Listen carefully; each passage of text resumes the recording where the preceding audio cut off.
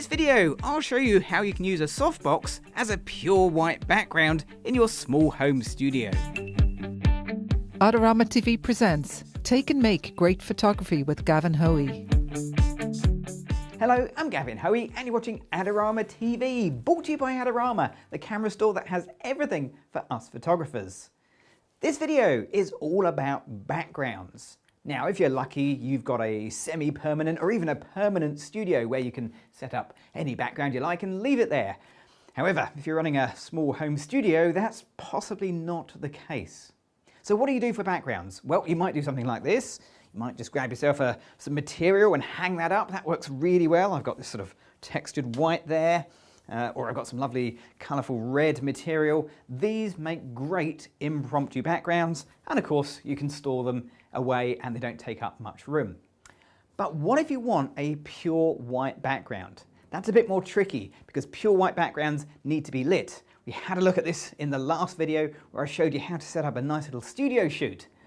But if your studio space is limited or you need to make a white background in a small space, there's a really great trick. All you need are two lights. So let me just quickly run you through the lights I'm using. There's going to be two, and this one over here is going to be my key light, my main light. It is the Streetlight 360. You've seen me use it in lots of videos. It's a brilliant little light. And we've just got a small softbox on the front because we're only going to be shooting head and shoulders shots. And I know that because the background for these shots is going to be this softbox right here. This whole softbox is going to become a pure white background. Now, to illuminate it, I'm using a slightly different light. Around the back there, we have a Rove Light 600.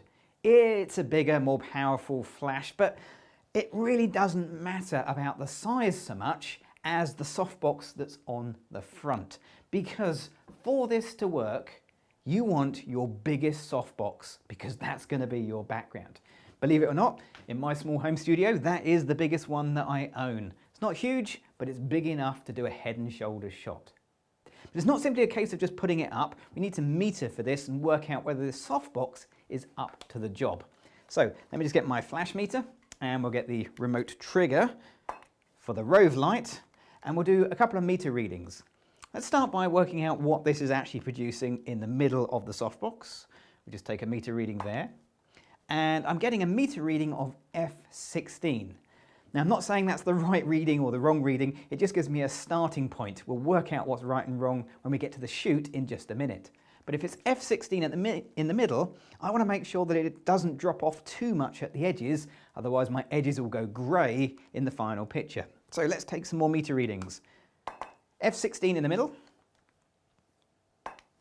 F14 about halfway across, and if I go into the corner, actually drops down to F13, so that's not too bad. That is less than the stop from the center to the edge, and that's what you're looking for. You're looking for that fairly small drop off in light. The less drop off, the better, but there always will be some. Now we need to bear that in mind when we do the shoot. We'll need to take that into account, but we'll also need to take into account the front of my softbox. The smoother you can make the surface of your softbox material, the easier the shoot's going to be. This is quite an old softbox and well, I don't think there's much hope for the smooth surface, but we'll do the best we can. Okay, let's get the model in and set up the shoot. So I'm joined in the studio today by Rachel. Say hello, Rachel. Hello. And she's going to be my model for today. Now, the background we're going to use is the softbox. That's going to be our pure white background in the scene, but to light Rachel's face, to light the front, we need a key light. And today we're going to use the Streetlight 360 with the little glow softbox on. That's going to be our key light. But before we take any pictures, we need to know how much light these are producing and whether we're going to get a nice clean white background with no loss of detail over the shoulders and through the hair. And to do it, we take some meter readings. So let's start by measuring the key light. Rachel, could you face me? Brilliant, thank you. And I'm just going to pop this under your chin, and we take a little meter reading there. So that's giving me a meter reading of F8. Now that might be exactly the aperture, that might be perfect, but in this case I know I want a little bit more depth of field, so I want to go for an F11 aperture. So using the remote control for the Streetlight, 3 clicks, well that's going to increase my light by a stop in theory. Let's just double check. Yep, sure enough, F11, spot on. So that's my key light set, F11, and that's what I'm going to dial into the camera, but we need to know about the background light. So coming around to the background light here, we know this light isn't perfectly even all the way across. We know there's fall off in the corners a little bit. So if this was perfect, we might be able to get away with F11, the same as the key light. But ideally, we want this a bit brighter, and about a stop brighter should be perfect. Let's just take a meter reading. Actually, that's great. That's F16, so that is indeed a stop brighter. So that should ensure I have a nice, even white background, but is it too bright? Well, the way to find out is to measure off the back of Rachel's head, and we do a little meter reading here, and that tells me F9. So that is less light on the back compared to F11 from the key light, and that's critical. If you have that, then you'll find all those little fine hairs are going to be recorded and there won't be any light coming over the shoulders. We should get a really good shot. Okay, so everything is set. Let's do the shoot. Okay, Rachel, are you ready? Yeah. Okay, let's go.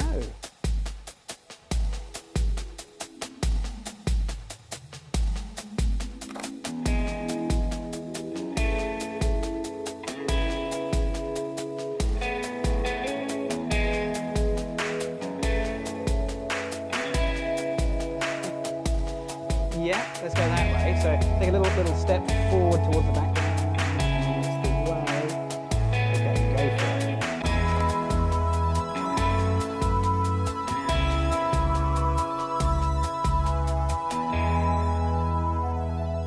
Here we go, one more. And we're done, fantastic. Well, there we are, that was a brilliant shoot. Did you enjoy that, Rachel? Fantastic.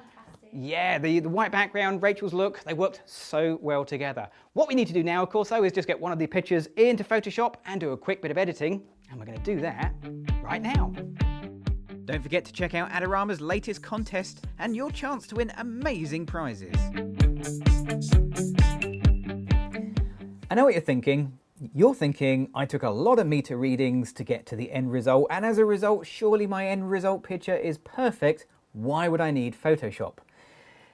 Well, sadly, it doesn't quite work like that. You see, the back of my camera says exactly what you were thinking. Perfect. White backgrounds, perfectly white, face perfectly exposed.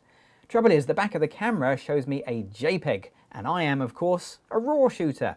That means in Photoshop or Lightroom, I've got to do a little bit of work to get my whites really white. Let's have a look. So here's what came off the camera, and it really is exactly what came off the camera. As you can see, Rachel's face, great, perfect exposure, as I would imagine. White background, yep, looks really white. But is it? As I move my cursor across, if you look at these RGB numbers, you'll see they're all changing. They should all say 255 if this was pure white. And we can see it even clearer if I come to this little button here, which is the highlight clipping warning. That shows me anywhere on the picture where one of the red, green or blue channels is at 255, or in this case, all of them. So there's not actually much white here. So what's going on? Well, RAW files need a bit of processing to get the very best out of them, and in this case, if you want a really white, even if you've got it right in camera, you just need to bring your whites up to around about 50, normally does the job, and that will make your whites record as white on the screen. It's worth just checking that it really is 255 all the way across. Yes, it is. That's fine. I can turn the highlight warning off. Now, you'll notice there is one other problem with this picture, and that is I've got the white background, my softbox, plus a bit extra. To be fair, what was going on, Rachel was doing a bit of the old hair flick, and I was having to keep the background as in the frame as possible and capture as much of the hair as I could. And in this shot, this is not my favourite shot, but I've got a little bit more background than I intended. So let's just sort that out. Dead easy to sort out, of course. Just going to get the crop tool and we'll crop out anything we don't really need. Now that does mean I'm going to lose the top of Rachel's head ever so slightly, but then I tend to find myself doing that anyway. I'll often crop off tops of head. That's part of my style that I like. And I may just lose one or two of the finer hairs right on the edge, but I'll do my very best to keep as many as I can. When I'm happy, press enter, and that will crop it down. And now you can see a lovely clean white background that is actually just the surface of my softbox. Now Rachel was quite specific about the processing. She wanted the pictures black and white. So let's do that now. Let's just jump over to the HSL/Grayscale tab. Find the Convert to Grayscale button. That gives me a basic black and white. But for portraits, I like to take the oranges for the skin tones and we'll bring them up like so, just to brighten up the skin tones on my mono. Go back to the basic panel, and now we can make any other changes. Let's bring down the clarity just to give a slightly more flattering look. We'll make sure that there's a real nice deep black in there by pulling the blacks back, and maybe just a little bit more contrast on the shot like so. And there you go, that is my basic edit done. My clean white background is very clean, and it's all because of a softbox. So there we are, a great final picture and a great fun shoot. Now, if you want to see more videos by myself and the other amazing presenters here on Adorama TV, you've got to click on the subscribe button. Here it comes. Ta-da! Subscribe button. I'm Gavin Hoey. Thanks for watching.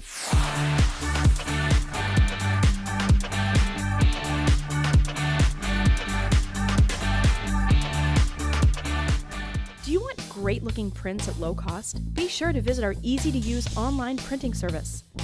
Adorama Pix has professionals who treat your images with the utmost care that you can count on. For a quick turnaround on photos, cards, or albums, use AdoramaPix.com.